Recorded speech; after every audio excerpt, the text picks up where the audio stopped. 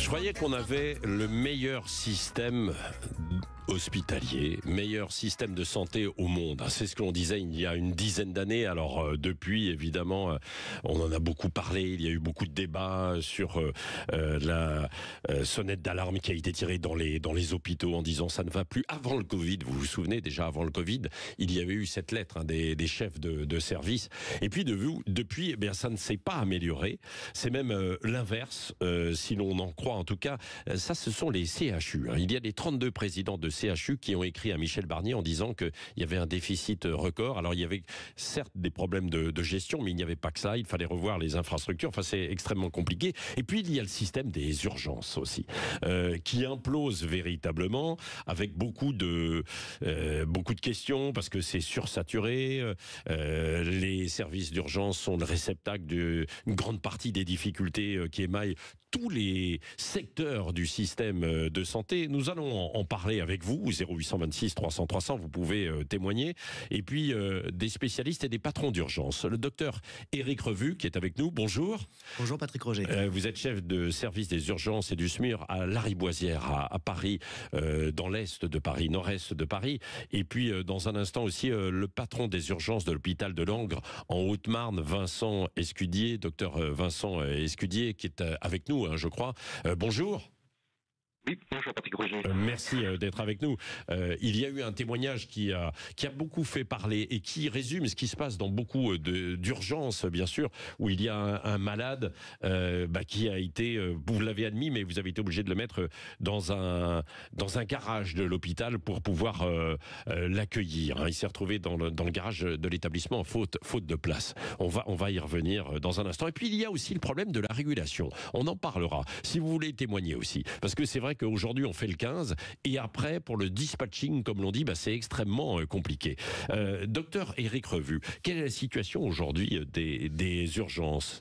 Ça ne s'est pas amélioré donc depuis toutes ces années, quoi. Eh bien Patrick Roger, vous avez résumé en quelques mots effectivement la situation. La situation s'est dégradée, on était le premier pays au niveau de l'OCDE sur le système de santé, et depuis, et c'était effectivement il y a 10 ans, avec le Covid, les charnières ont complètement explosé. Déjà l'hôpital était pas très solide, et le Covid a fait exploser les charnières. On est revenu à une situation qu'on n'a jamais vue depuis 2 ans, où effectivement on le voit, notamment l'été, les services d'urgence sont obligés de fermer, et les services de SMUR. Ouais. Donc c'est une perte de chance pour les patients. Donc la situation s'est dégradée. Ils sont obligés de fermer. Ils ont fermé. Ils ont fermé. Il y a des services d'urgence qui ont fermé. Et en fait, c'est une perte de chance pour les patients. Et pourquoi alors ça? Pourquoi on en arrive à cette situation? Alors, pourquoi? Il y a plusieurs explications. Je vais essayer de simplifier. Pourquoi? Il y a une dizaine d'années, on a doublé le nombre de passages aux urgences. C'était lié à la fermeture des cabinets de médecine générale. Les médecins arrêtaient de travailler et se sont reportés sur le 15 et avec le consultation aux urgences. Donc ce flot de patients qui n'avaient pas de médecin traitant et qui n'avaient plus accès aux médecins traitants sont venus aux urgences.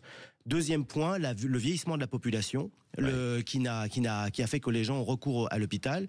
Troisième point, le virage ambulatoire voulu il y a une dizaine d'années a voulu faire que on pensait que en réduisant le nombre de lits, on arrivera à mieux fonctionner et que les gens ne devaient pas rester à l'hôpital. Ça marche pour la chirurgie, ça marche pas pour la médecine. Donc actuellement, la situation qui est alertée par la plupart des services d'urgence, ce sont des patients âgés avec des problèmes médicaux qui stagnent dans les services d'urgence pendant des jours. Et donc plus avec âgés, on a des études qui montrent que malheureusement la mortalité s'élève pour ces patients-là parce qu'ils restent longtemps dans les services d'urgence. Donc voilà pourquoi le problème. Parfois sur des brancards plutôt que sur des lits. Sur des brancards. Non, ils sont pas sur des lits, ils sont sur des brancards. On appelle ça de la maltraitance. Les services d'urgence sont ce mot-là qui revient parce qu'on n'a pas d'aval, on n'arrive pas à faire monter ces patients dans les lits. Alors le problème, c'est pas de se jeter sur les collègues des autres hôpitaux, parce qu'effectivement c'est l'aval de l'hôpital. Donc actuellement on fait exploser les présidents de CHU. Qu'est-ce qu'ils sont en train de dire? Ils se disent que l'hôpital explose parce qu'il y a un recours à l'hôpital qui est accru, et c'est le dernier maillon de la chaîne, l'hôpital. Et donc tous les gens qu'on dit ça ne va pas, allez à l'hôpital. C'est la situation que vous vivez. Alors vous, c'est à Lariboisière, et c'est d'une façon générale ce que vous décrivez en France. C'est général, c'est toute la France. Docteur Éric Revu, bien sûr. Il n'y a pas une région qui est épargnée. Et justement dans la périphérie entre guillemets des grandes villes, à Langres, c'est exactement le cas. Haute-Marne, docteur Vincent Escudier, c'est ce qui se passe aussi très concrètement chez vous.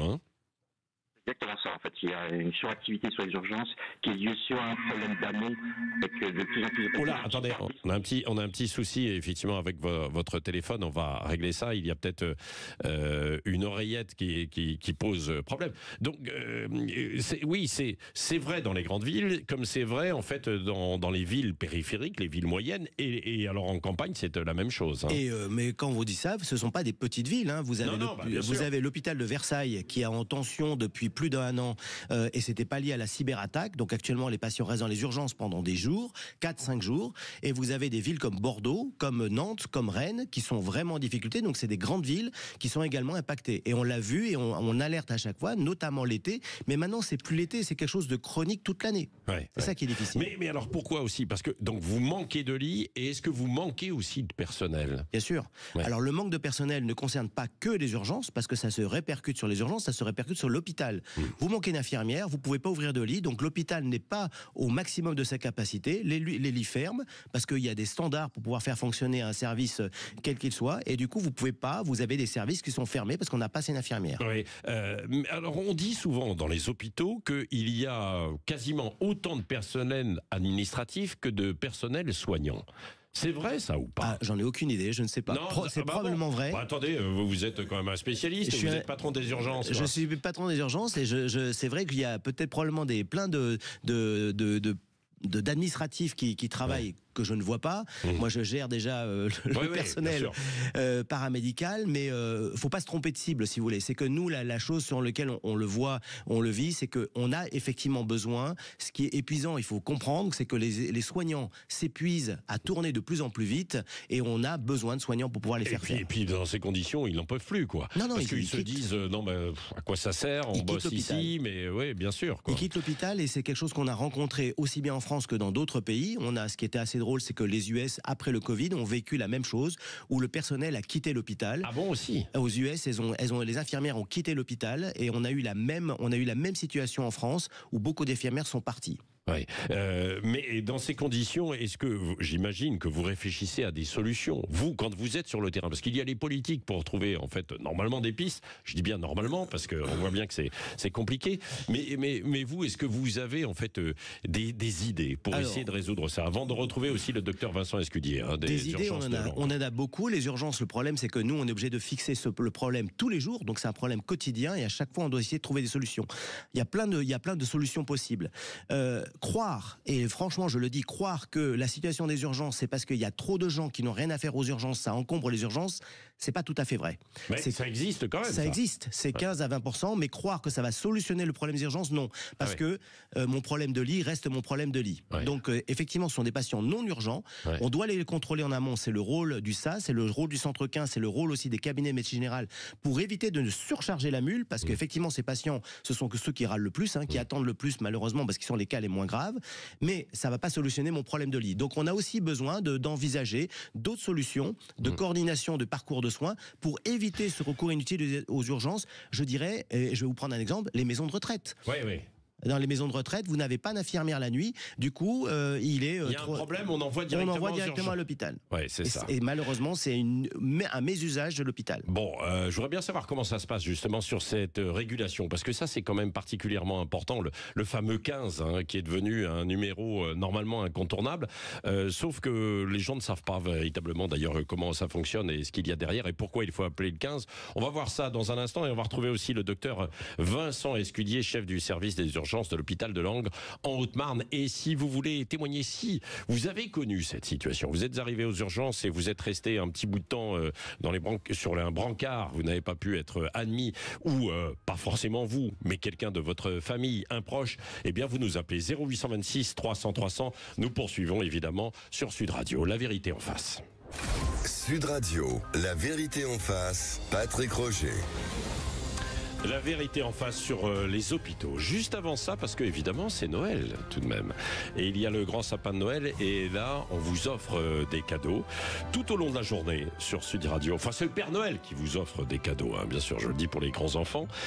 Donc c'est le moment d'ouvrir votre cadeau. C'est Annick qui est le 14e appel. Bonjour Annick. Bonjour. Bon alors, 14e appel, on va voir ce que vous avez gagné. mal. C'est une carte cadeau d'un montant de 200 € chez Maison Scarlett. C'est la marque française numéro 1 des boîtes à bijoux et boîtes à montres. C'est plutôt... Ah oui, non, c'est pas mal. Hein. Il y en a... il y a des grandes, des petites, en léopard, en moumoute, en velours, tout ce que vous voulez. Voilà, sur Scarlett. C'est pour vous, ma chère Annick. C'est déjà Noël. Ah oui, c'est super, c'est un beau cadeau, ça commence bien. Voilà, c'est ça. Toujours à votre écoute, d'Aime bien Sud Radio. Très bien. Et vous allez sur maison-scarlett.fr, vous pourrez voir justement ces cadeaux. Et puis il y en a beaucoup d'autres. Hein. Il y en a beaucoup d'autres tout au long de la journée et jusqu'à Noël, bien sûr, sur Sud Radio. D'autant que les temps sont difficiles. Évidemment, c'est assez compliqué et on participe à cela, à essayer de vous faire plaisir et de vous offrir des cadeaux. Vous êtes une auditrice fidèle, ma chère Annick. Ah oui, du matin au soir. Du matin au soir. Est-ce que vous avez une histoire, une anecdote à nous raconter sur les hôpitaux et sur les urgences ? Alors moi, franchement, non, j'ai toujours été bien accueillie. Moi, je devais me faire opérer du genou là pendant le Covid. On m'a quand même accueillie, on m'a opéré, on s'est occupé de moi comme rêve et dans un CHU à Nîmes. Et franchement, bravo à tous ces médecins, ces infirmières et tout ça. Moi, j'ai rien à dire, j'ai rien à critiquer et je trouve qu'ils ont beaucoup de courage de faire tout ce travail, quoi. Voilà. Merci pour eux, ça leur fait chaud au cœur. Hein. Merci Annick. Docteur Éric Revue, c'est encourageant quand on entend ça. C'est un très témoignage comme celui-ci. C'est très encourageant. Je vous remercie Annick, c'est très gentil à vous pour le message, pour nos collègues de Nîmes et pour les autres. Merci beaucoup. Oui, bien sûr, pour les autres. Alors tiens, on a retrouvé le docteur Vincent Escudier, j'espère, chef du service des urgences de l'hôpital de Langres. Vous, Éric Revue, vous êtes à la Riboisière à Paris. Vincent Escudier, rebonjour. Rebonjour Patrick Roger. Bon, on voit que c'est compliqué d'avoir un bon réseau aussi dans les hôpitaux. Ça fait partie des moyens qu'il faut mettre en place. Hein. C'est exactement ça. C'est exactement ça. Je disais, vous avez interpellé en fait dans votre hôpital, hein, comme il y en a beaucoup d'autres en France aussi, parce que vous avez des difficultés pour accueillir tout le monde aux urgences et que dernièrement, il y a quelqu'un qui s'est retrouvé dans le garage de l'établissement faute de place. Hein, c'est ça. C'est exactement ça. Même si c'est un petit hôpital périphérique avec un service d'urgence qui n'a rien à voir avec, bien sûr, avec la Riboisière, on souffre des mêmes problématiques au niveau des urgences, avec une problématique d'amont qui est très importante. Des patients qui viennent consulter aux urgences faute d'offres de soins de ville. On est un des départements les moins dotés en médecins généralistes et les patients n'arrivent pas à trouver de délai de rendez-vous dans des délais raisonnables et viennent aux urgences d'ailleurs en s'excusant, comme la dame, parce qu'elle est bien consciente un petit peu des problématiques. Et nous, depuis l'été 2022, on souffre d'une fermeture d'un service de soins qui s'est impacté directement. Donc ça fait comme un goulot d'étranglement. On n'a plus de possibilité d'hospitaliser les patients. C'est-à-dire votre fermeture du service de soins, c'est-à-dire à l'intérieur de votre hôpital ou donc il y a un service qui a fermé. Quel service ? C'est un service de soins de suite et de rééducation qui a fermé totalement de 22 lits, mais qui est venu en fait prendre une dizaine de lits de médecine pour pouvoir réinstaller quand même des lits de soins de suite dont on a besoin. Le service a été remplacé immédiatement par des bureaux administratifs. Tout le service a été refait à neuf pour pouvoir réinstaller le service administratif, ce qui laisse aucune opportunité pour pouvoir espérer rouvrir ces lits qui nous manquent cruellement et qui ont été à l'origine d'une surcharge complètement démentielle des patients hospitalisés aux urgences, avec un taux de remplissage aux urgences de plus de 300% encore aujourd'hui. Encore aujourd'hui, quoi. Et c'est pire. Alors il y a des endroits, des hôpitaux où évidemment il y a une montée en charge très forte l'été, là où il y a des touristes, et puis dans des villes comme la vôtre, mais c'est vrai qu'il y a un peu moins de touristes, c'est des périodes hivernales où on sait qu'il y a un peu plus de maladies, qu'il y a un petit peu plus de difficultés, qu'il peut y avoir des chutes, etc. Là, il y a une montée en charge, quoi, docteur Vincent Escudier, quoi. Alors, il n'y a pas que le tourisme, et Langres est pourtant une ville très touristique, mais il y a aussi un problème de la loi RIS qui fait qu'on n'arrive plus à trouver de remplaçants. Et l'été, c'est une autre problématique encore qui se pose supplémentaire, c'est que les services ferment parce que dès que le médecin part en vacances, on n'arrive pas à trouver de remplaçants. Donc la problématique existe aussi et est très importante l'été. Et bien sûr, l'hiver, avec les périodes épidémiques, on retrouve des fortes tensions au niveau des services d'urgence. J'allais dire qu'avec le Covid, maintenant, il y a presque plus besoin de saisonnalité. On est en tension quasiment constante. Et c'est la même chose. Merci de votre témoignage, Vincent Escudier. C'est exactement ce que vous disiez, en fait, tout à l'heure. Maintenant, on recherche, en fait, un peu les solutions, quoi, docteur Éric Revue.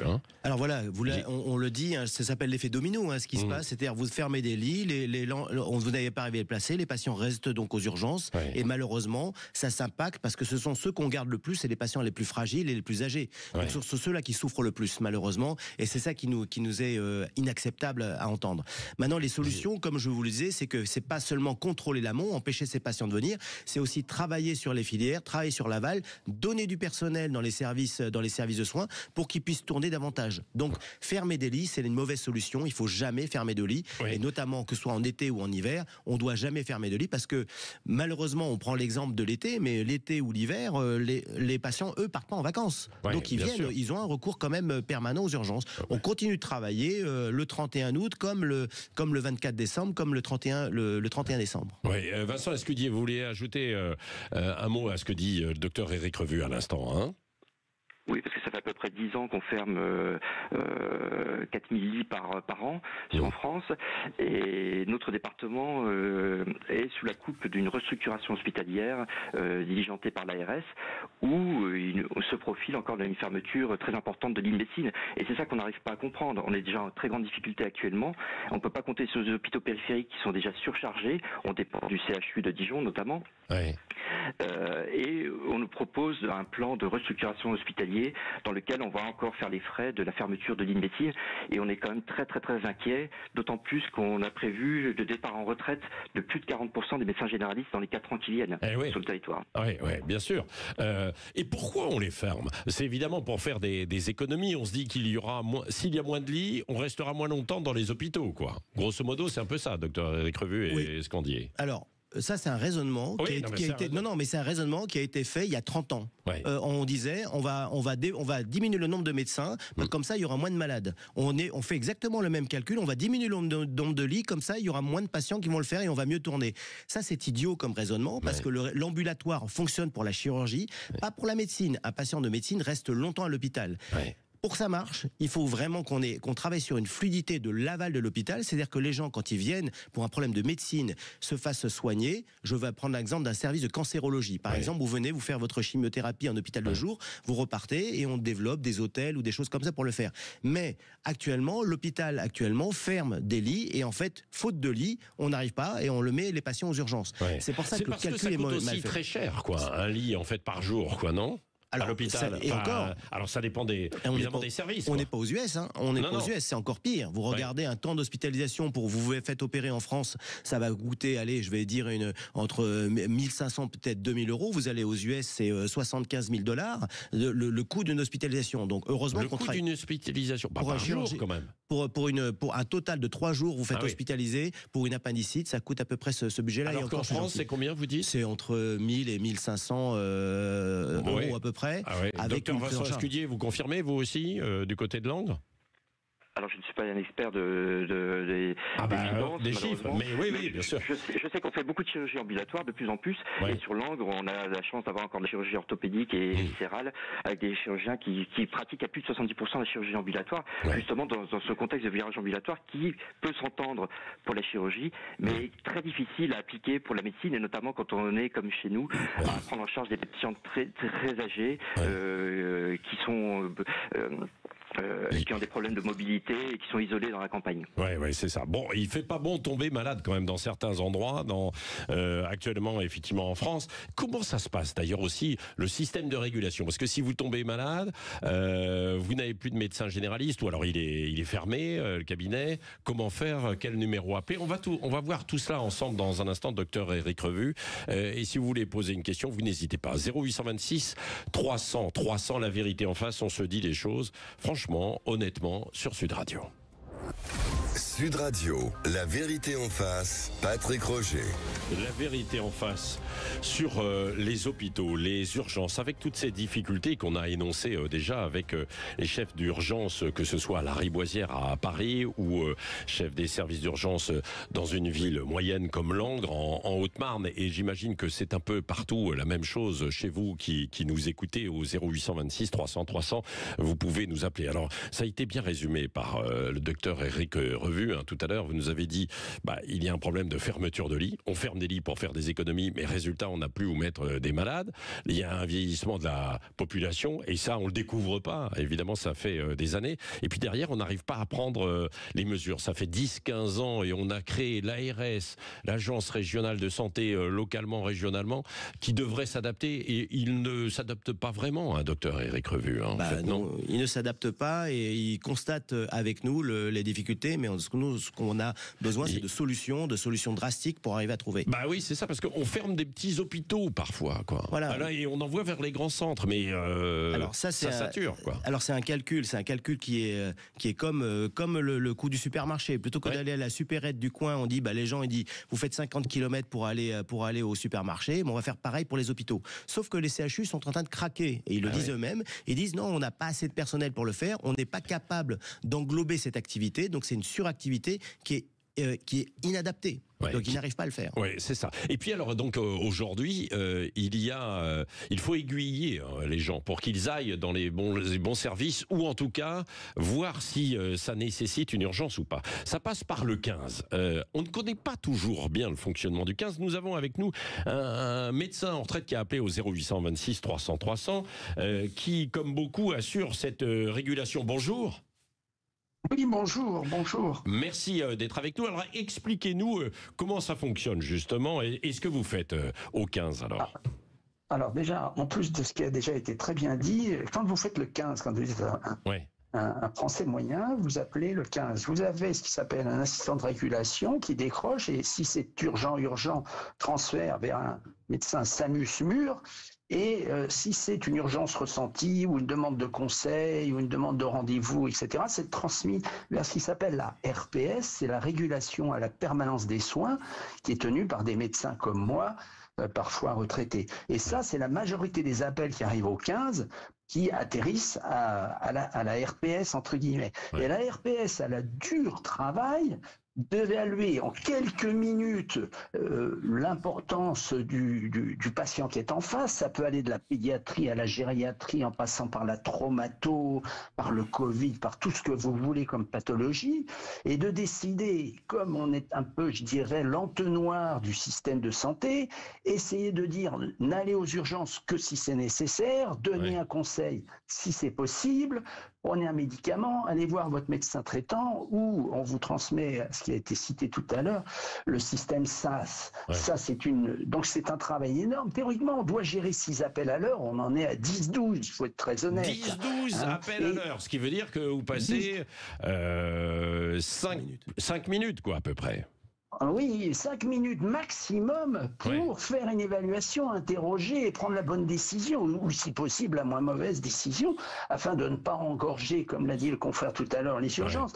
Mais ce qu'il faut savoir, c'est qu'avec la crise du Covid, moi je suis revenu à cette RPS avec le Covid, comme certains retraités, on a donné, les politiques ont dit, le 15 c'est la solution miracle. Vous avez un problème de santé, appelez le 15. Moi je vais vous dire, il y a un an, j'ai eu un appel à 11h du soir d'un monsieur paniqué, et c'est parce qu'il y avait une fuite d'eau à ses WC à l'étage au-dessus, et je lui ai demandé mais pourquoi vous appelez le 15, et il m'a répondu parce que vous êtes le seul qui répond. Donc, voyez, donc il faut aussi que les gens soient raisonnables. Et puis ce qu'il faut savoir, c'est que pour avoir ces compétences, pour savoir en quelques minutes faire le tri, poser si possible les bonnes questions, mon médecin ne peut pas le faire. C'est un exercice particulier de la médecine. C'est pas pour défendre une corporation ni quoi que ce soit. C'est vraiment très difficile, c'est stressant. Et tout le monde, je vois des jeunes qui arrivent et qui repartent parce qu'ils disent ah non mais c'est pas pour moi. Ouais, c'est ça. Et donc, qui assure le 15 alors? Parce que vous êtes médecin retraité, il y en a beaucoup, j'ai l'impression de plus en plus. Il y en a énormément. Il faut, grosso modo, suivant les unités RPS 15, il faut en moyenne entre 3 et 4 médecins 24-24, suivant les horaires, ceci, les cela. Donc, vous voyez ce que ça peut représenter. Il y a des médecins. Il y a au moins 30% de médecins retraités, et sinon, ce sont des médecins jeunes de ville qui viennent là en plus de leur activité médicale au quotidien. Qui ont une obligation de le faire. C'est une obligation d'assurer la permanence des soins en France pour un médecin. Donc ils font ça en plus et puis le lendemain ils remplissent sur leur cabinet. Donc c'est vraiment, je pense qu'ils se dévouent. Tout le monde se dévoue au maximum, mais un peu comme tout ce qu'on vient d'entendre déjà ce matin, on sent qu'on est au bout du rouleau, au bout de l'implosion. Deux questions encore brièvement. Combien vous êtes payé en fait pour ça et comment vous faites pour aiguiller justement dans les hôpitaux comme celui par exemple de la Riboisière avec le docteur Éric Revue. Combien est payé un médecin pour faire ça, cette régulation? Pour payer un médecin, je vais être très transparent. Par exemple, entre 20h et minuit, l'heure est payée 90 € en honoraire. Donc vous calculez, ça fait diviser par 2. Ça fait pas l'équivalent de 5 consultations en ville. Ça fait 4 consultations. Voilà. Et dans le même temps, vous prenez pas mal de responsabilités, pour pas dire beaucoup, puisqu'on sait qu'il y a eu, hélas, des événements qui ont défrayé la chronique. Et comment vous aiguillez Après, on aiguille suivant le cas du patient, où on essaye de le maintenir chez lui, et c'est souvent le cas avec les personnes âgées, parce qu'en plus, moi je suis dans un département où il y a très peu de médecins qui font de visites, c'est exceptionnel, jamais en journée par exemple, donc on essaye de maintenir, quand c'est des personnes âgées qui nécessiteraient tout simplement une visite, mais voilà, c'est pas toujours facile, donc il y en a hélas qui terminent sur un brancard aux urgences, c'est vrai. Après, on aiguille suivant les urgences ou pédiatriques ou des urgences spécialisées, on a une liste d'hôpitaux suivant les horaires, les jours, etc. On a également ce qui s'appelle le SAS qui a été cité tout à l'heure, c'est un service qui permet, quand vous n'avez pas de médecin, qu'on vous trouve un rendez-vous avec un médecin dans votre secteur. Et puis on a aussi un secteur pourvu par SOS qui assure des consultations par ailleurs on a ce qu'on appelle des maisons médicales de garde la nuit et le week-end. Merci en tout cas de ce témoignage, docteur Éric Revue. Pour conclure, c'est un peu ça, c'est-à-dire qu'il faut installer des maisons médicales de garde un petit peu partout sur le territoire et éviter quand même aussi d'engorger les services d'urgence en dehors des lits qu'il faut garder. Oui, je commencerai par une chose, éduquer la population. Parce que malheureusement, parce que ce soit le recours de l'appel au 15, le collègue l'a très bien dit, on peut saturer d'appels pour des choses qui ne sont pas nécessaires. On a trop en France cette culture de un peu McDo, McDrive, excusez-moi de le dire, le recours trop facile à l'appel, que ce soit au téléphone ou de venir à l'hôpital pour ça. Et ça, c'est une chose qu'il faut changer. Et il faut prendre l'exemple des pays d'Europe du Nord, on va prendre l'exemple du Danemark, où les gens n'utilisent pas, ne saturent pas les services d'urgence. On va dire, je vais être honnête, c'est le seul service, c'est le seul pays pour lequel ils arrivent à s'en sortir, où on n'utilise pas. Il faut éduquer la population pour ne pas utiliser les urgences et les appels d'urgence. Alors que là, on a fait finalement un peu l'inverse en envoyant tout le monde vers le 15, en disant c'est la solution miracle. Exactement. Merci, on en reparlera. Merci en tout cas, c'était passionnant et un peu inquiétant tout de même pour notre système de santé. Dans un instant, nous allons parler de Notre-Dame avec Gilles Gansman et Valérie Expert dans la partie média et puis les débats, bien sûr.